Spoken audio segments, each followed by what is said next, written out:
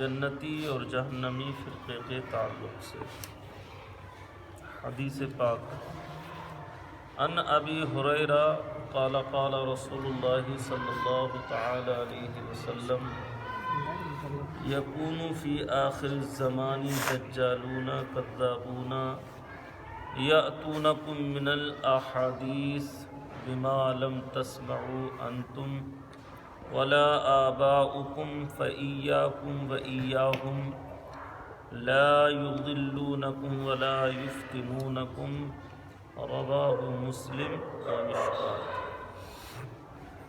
یہ حدیث پاک مسلم شریف کے اندر بھی ہے اور مشکات شریف کے اندر بھی ہے، اور اس حدیث پاک کے راوی حضرت سیدنا ابو ہریرہ رضی اللہ تعالی عنہ ہیں۔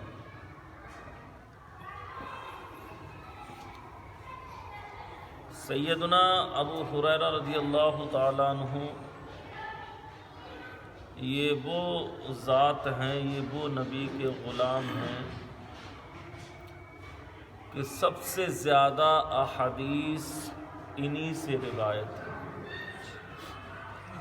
سب سے زیادہ نبی کریم صلی اللہ تعالی علیہ وسلم کی احادیث کو روایت کرنے والے جو صحابی ہیں وہ حضرت ابو ہریرہ رضی اللہ تعالی عنہ۔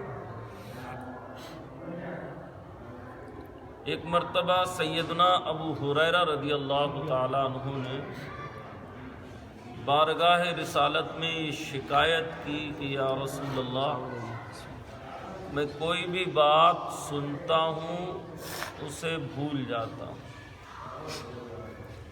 یعنی آپ نے کمزور حافظے کی شکایت کی کہ میرا حافظہ جو ہے وہ کمزور ہے، میں کوئی بھی بات سنتا ہوں اسے بھول جاتا ہوں۔ میرے آقا کریم علیہ السلام نے ارشاد فرمایا ابو ہریرہ اپنے دامن کو پھیلاؤ۔ پھر سرکار نے اپنے ہاتھ میں اس طریقے سے لیا اور انڈیل دیا، پھر لیا پھر انڈیل دیا، پھر لیا پھر انڈیل دیا، اور کہا ابو ہریرہ بتاؤ اب کیسا پاتے ہو اپنے آپ کو؟ تو حضرت ابو ہریرہ کہتے ہیں سرکار کی اس عطا کا یہ اثر ہوا کہ میں نے لاکھ حدیث سے زیادہ بھی یاد کر لی۔ سبحان اللہ۔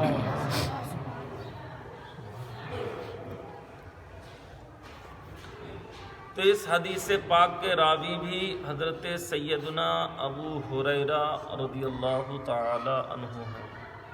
حضرت سیدنا ابو ہریرہ سے روایت ہے کہ نبی کریم صلی اللہ تعالی علیہ وسلم نے فرمایا آخری زمانے میں ایک گروہ فریب دینے والوں، جھوٹ بولنے والوں کا ہوگا، وہ تمہارے سامنے ایسی باتیں لائیں گے جن کو نہ تم نے کبھی سنا ہوگا نہ تمہارے باپ دادا نے، تو ایسے لوگوں سے بچو اور اپنے قریب نہ آنے دو تاکہ وہ تمہیں گمراہ نہ کر دیں اور نہ فتنے میں ڈال دیں۔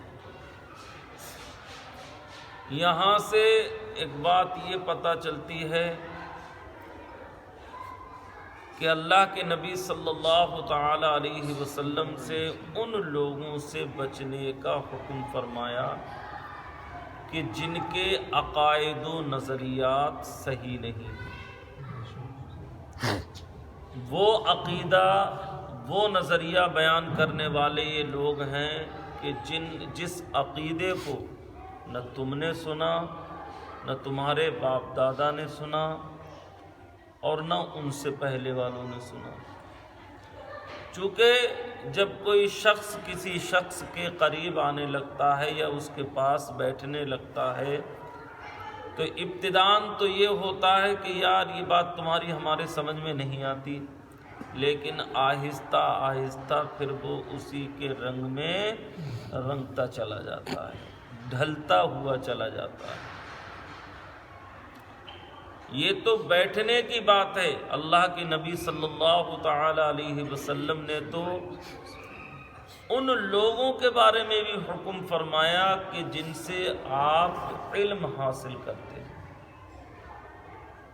سرکار نے فرمایا انظروا عمن تأخذون دینکم، اے لوگو جن سے تم اپنا دین حاصل کرتے ہو، جن سے دین سیکھتے ہو، پہلے ان کو پرکھ لیا کرو، دیکھ لیا کرو کہ وہ صحیح ہیں یا نہیں۔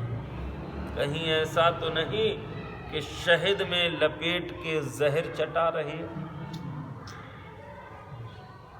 کہیں ایسا تو نہیں کہ محبت کے لب و لہجے میں گستاخیاں سکھا رہے ہوں، کہیں ایسا تو نہیں کہ تم کو تمہارے باپ دادا کے عقائد و نظریات سے دور کر رہے ہوں۔ تو اللہ کے نبی صلی اللہ تعالی علیہ وسلم نے فرمایا آخری زمانے میں گروہ فریب دینے والا، دھوکہ دینے والا، جھوٹ بولنے والوں کا ہوگا، اور وہ تمہارے سامنے ایسی باتیں لائیں گے جن کو نہ تم نے کبھی سنا ہوگا نہ تمہارے باپ دادا نے کبھی سنا ہوگا۔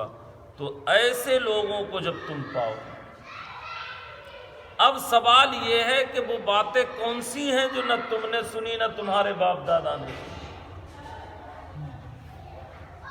وہ باتیں یہی ہیں کہ نبی کا علم جانوروں کی علم کی طرح، ان سے بھی کم تر ہے۔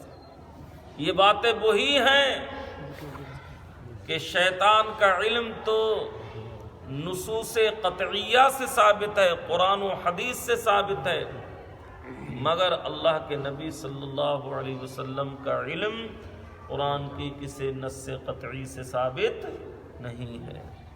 وہی عقائد و نظریات ہیں کہ شیطان کا علم زیادہ ہے اور نبی کو دیوار پیچھے کا بھی علم نہیں۔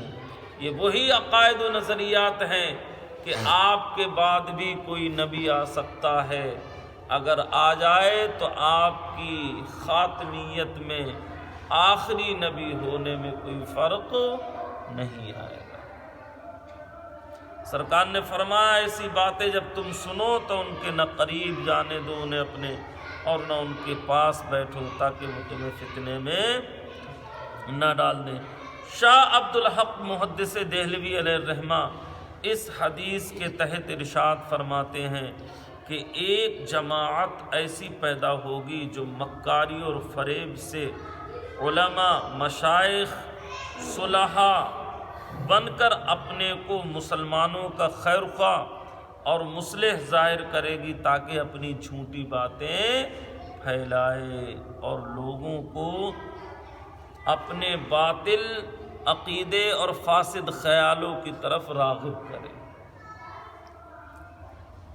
شاہ عبدالحق محدث دہلوی یہ آج کے نہیں ہیں، تقریباً 450 سال پہلے کے ہیں۔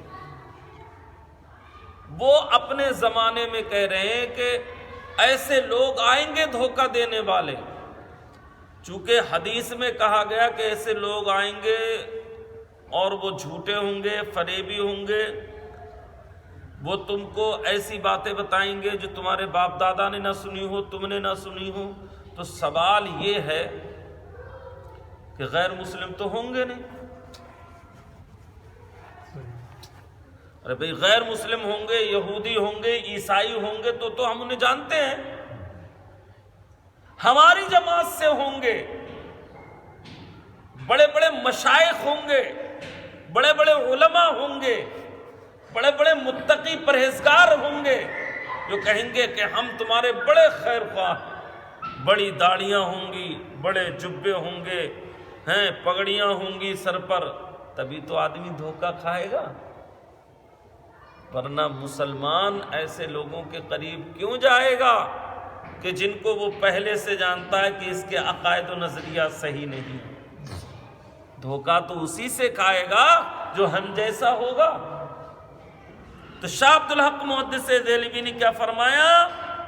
ایک ایسی جماعت ہوگی جو مکاری اور فریب سے علماء، مشائخ اور صلحاء بن کر، عالم بھی بنیں گے، شیخ بھی بنیں گے، نیک بھی بنیں گے، اور بن کر اپنے کو مسلمانوں کا خیر خواہ ثابت کریں گے، اور پھر ان کے سے کہیں گے کہ ہم تمہارے مصلح ہیں، ہم تمہاری اچھائی چاہتے ہیں، اور پھر وہ اپنے باطل عقیدوں اور فاسد خیالات کی طرف لوگوں کو راغب کریں گے۔ تو سرکار نے فرمایا ایسے لوگوں سے اپنے آپ کو بچا کے رکھنا جو داڑھی اور جبہ و دستار کی آڑ میں تمہارے عقائد و نظریات کو نہ چھینے۔ نبی کے زمانے میں بھی تھے منافق۔